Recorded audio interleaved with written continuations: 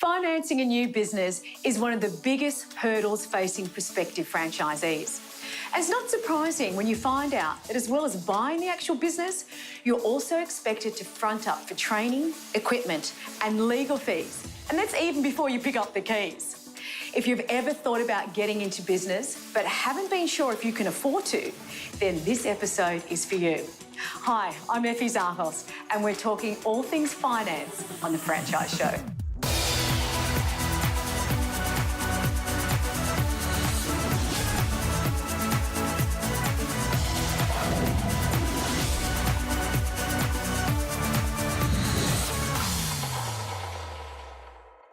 With so many banks boasting great business loans and banking facilities, how do you find the right one for you?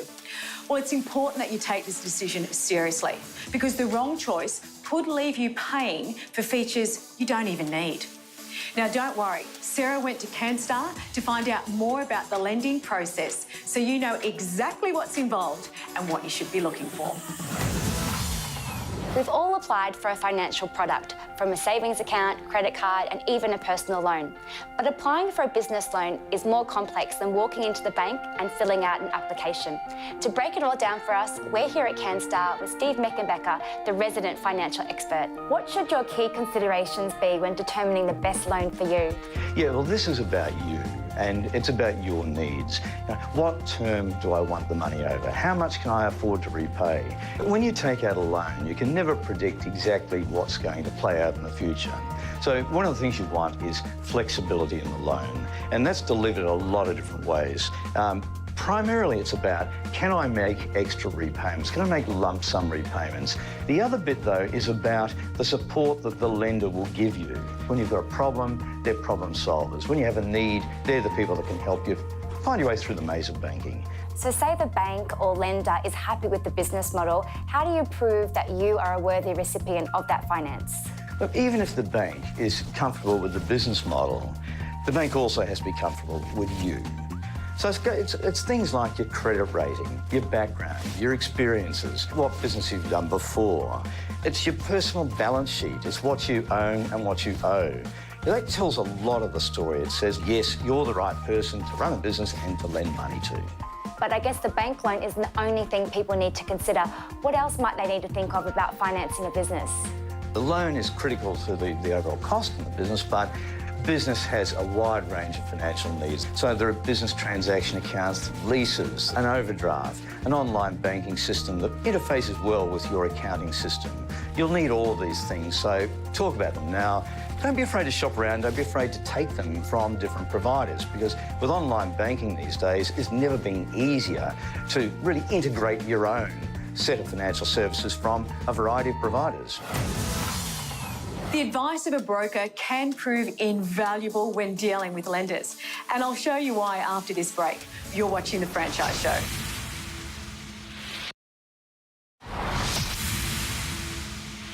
Navigating the financial landscape can be tricky on your own, especially if this is your first business. It can be extremely helpful to have someone guide you on your journey, someone who can share their knowledge, their experience to give you the advantage. I'm here with Michael Saliba from Smartline. Michael, thanks for coming on The Franchise Show. Thanks for having me. What does it take for somebody to get an application approved? What do lenders look for when it comes to buying a franchise? It's what's known as the 3 C's of credit. There's collateral, character, and capacity. Capacity is their ability to pay.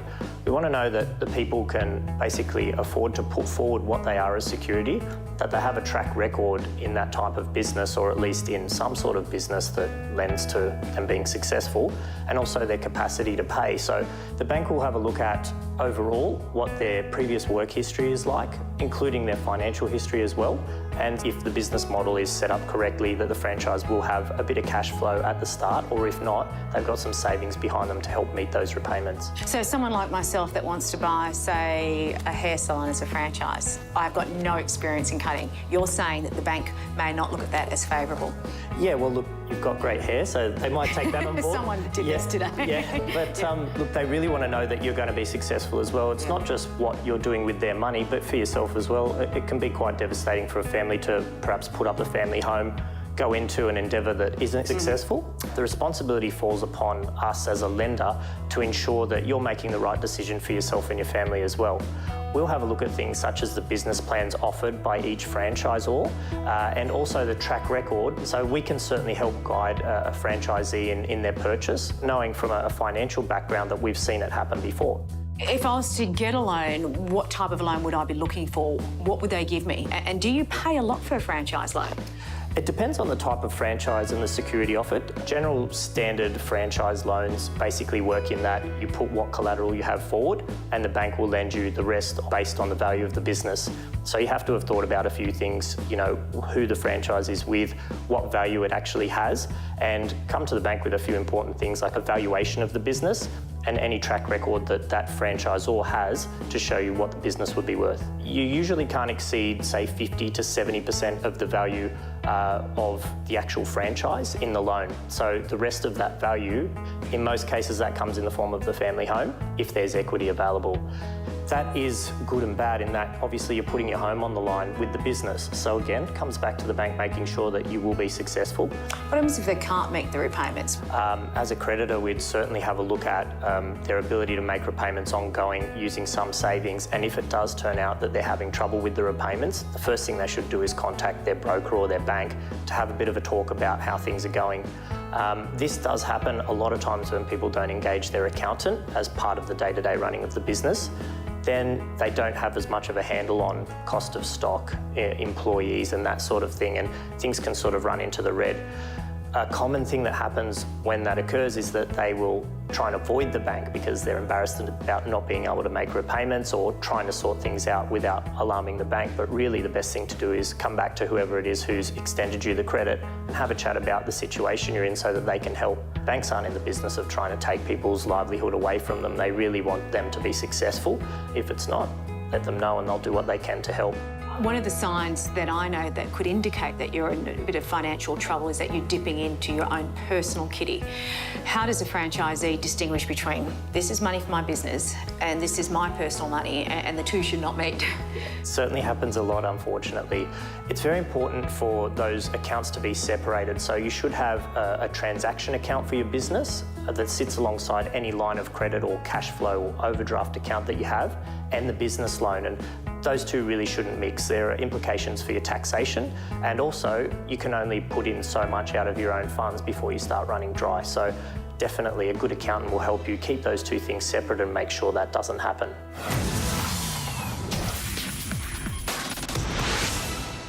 Many people start their franchising journey with a great idea and lots of passion about the brand that they've chosen. However, when you're making the decision on what franchise to buy, it's important to consider each opportunity from a financial perspective as well. Determine the amount you are willing to spend on your franchise and also the minimum amount you want to be able to earn in your business. And if the opportunity in front of you can't deliver on those two numbers, then cross it off your list. Up next, we've got a franchise hero who's all about high-quality products for his customers.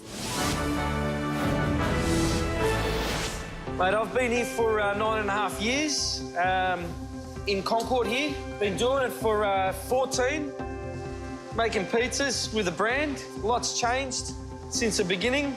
A lot of different ingredients. Got a second oven. Area's growing. Business is growing too, yeah. Business has been good. The make bench has changed as we've added ingredients. We drop a lot of product and added a lot of product just to go with the styles of the foods and that. Varies every couple of years. Everyone expects good quality foods. We cook all of our meats now. It's fantastic, it's really good. Customers love it. Even the lamb is just so tender.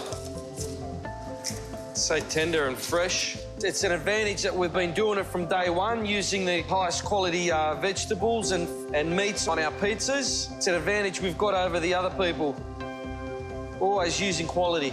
Our Fridays and Saturdays are our busiest nights. Now with daylight saving, people are eating a little bit later as well. As soon as the sun goes down, makes a difference, the time of the year and the temperature. But yeah, we adapt. Stuff start later in the night. so that they can stay later into the night to cope with the high traffic, high volume. Got about 8 or 9 people in the shop answering phones, cutting pizzas, topping up the front bar. It's very important to have the front bar full, fresh, clean looking. Don't want the customers coming in and having a mess up the front here. One person on Friday, Saturday nights that continually runs back and forward and tops it all up, keeps the wheels going on the shop. As soon as something runs out, work's got to stop. So it's very important to have it all filled up. You've got to be able to jump in and help your staff. If you're busy or if someone calls in sick, it's very important to be able to jump on and just start making those pizzas. Try to make pizzas at least a couple of nights a week, just so I'm still sharp.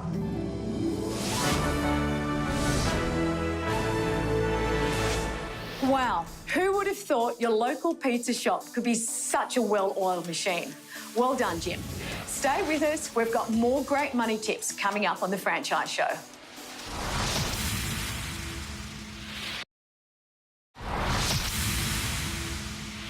Money makes the world go round, and this couldn't be more true in the small business world.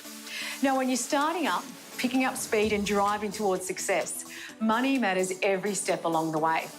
Coming up, we hit the road with a mobile coffee franchisee to find out how to master money in a franchise. If you've seen the movie Groundhog Day, you pretty much know what I do. Same place, same time every day. I get up at 4:30, go turn everything on, load the pie oven. At 5:30 I leave home, same route every day. Don't have to steer the van anymore, it knows where it's going. 36 stops, takes in over 60 businesses. See the same people most days. Before I bought the business, I was a production manager for a defence-related company in Sydney called Tallis. I ended up getting a redundancy from that job, and the redundancy helped pay for the business. I pretty much decided Cafe 80 was a good fit for me because of the price. The price was important because I didn't want to go in too deep. I thought if it was about as high as I wanted to go, and it was excellent value because I knew the brand already. And if things went to custard, if it didn't work out, it wouldn't be too hard to recover. I wouldn't be paying for it for the rest of my life. But it turns out it's been a pretty good move. When I first started, I was paying the business off. It's before we sold our Sydney house. And that's why I had to hit the ground running and work a little bit harder. Particularly in the winter, I worked 6 days, sometimes 7 days a week. Dan?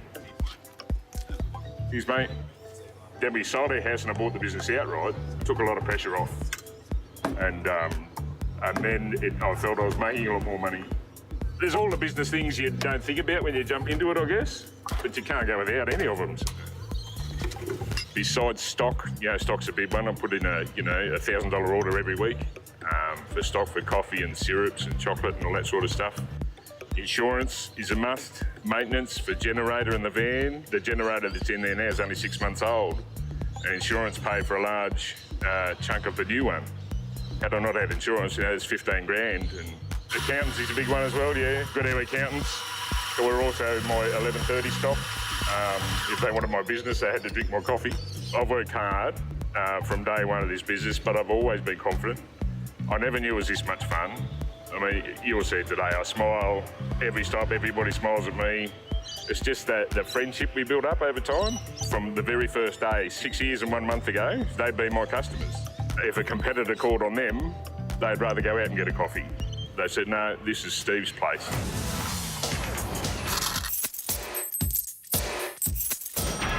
Securing finance for a new business can be challenging.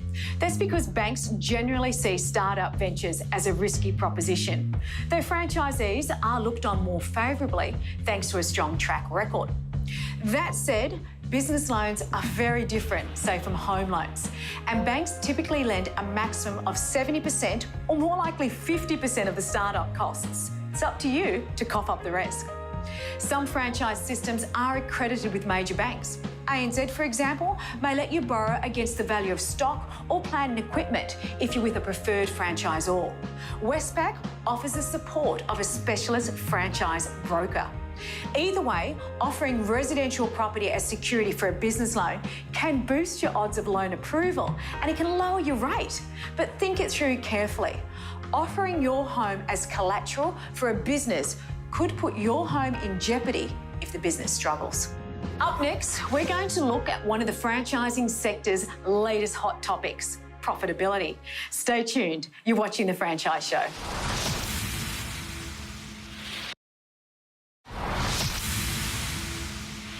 Now, the franchising sector has seen its fair share of negative press over the years. And this is usually a result of a small minority doing the wrong thing.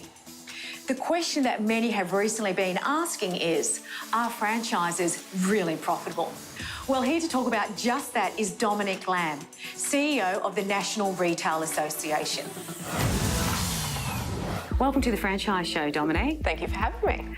Look, franchises are making headlines for all the wrong reasons at the moment. Now, I understand they are regulated by the ACCC and the Fair Work Ombudsman. What's happening? Why are we seeing names like Domino's, 7-Eleven, Caltex, undermining really the credibility of the industry?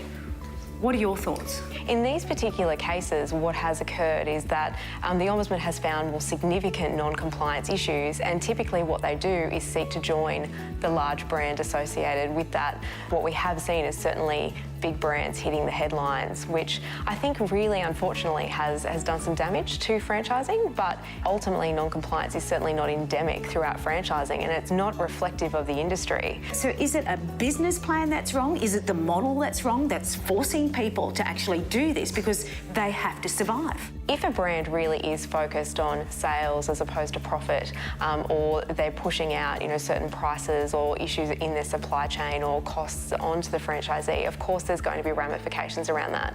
But overall, and what we've seen through those cases is most of the time the franchisor is unaware because the franchisee is running their business. Lots of small businesses are doing it tough, and how you choose to operate in a tough environment is really a matter for the person in that business. And certainly not everybody chooses to underpay their workers or not be compliant, but it's about understanding when you're doing the right thing and how to do the right thing in the most cost-effective way, and that's what the franchisor is really there to help you with. Do you think greater regulation or compliance would help the industry? Look, right now under the Fair Work Act, there are provisions that mean that if a franchisor is in a situation where they understand there is non-compliance, if it can be proven that they knew about that and they did nothing about it, the Fair Work Ombudsman can join them to a matter. In the case of 7-Eleven, that didn't happen because they could not prove that the 7-Eleven brand itself or franchisor was aware of what was occurring within individual businesses. And as I understand it, that's exactly the same with Caltex and potentially with Domino's as well. So right now, we already have that framework in place, and it's something that can be utilised by the regulator. Okay, the proposed changes, your thoughts on that? Do you think they're there to protect the lowest income earners, to protect the workers? Look, I have some real difficulties with the proposed changes to the Fair Work Act, and I understand that they are really proposed to protect the vulnerable worker, but I think what the government has failed to recognise is what about the vulnerable franchisee? They're talking about making sure that reasonable steps are taken by the franchisor to ensure that the franchisee is compliant, but those reasonable steps are quite exorbitant in terms of cost. And so who pays for those costs? Because it could be a case you've got a good franchisee doing their job, another one where they've had to step in and help. You're saying that they will have big implications as far as the cost of implementing this and the cost of that management. Then it's going to go somewhere. Who is paying for this then? Who will pay for it? It's really going to depend on the franchisor itself and what steps they choose to take and how they decide to fund it. But I think it would be very difficult to expect a franchisor to wear the entire cost of these reasonable steps and not pass some of that on to the franchisee. And I think given the circumstances and given the economy, how difficult people are doing it at the moment, I think this could be really detrimental to small business. So sitting back, if I'm about to jump in and buy a franchise, it's not good news? It may be good news in the right circumstances. So it will mean that you'll get added support as a franchisee, and if you're new to business, this will be a very good thing because the franchisor will wear some of the responsibility around your requirements under the Fair Work Act, which is a very complex piece of legislation.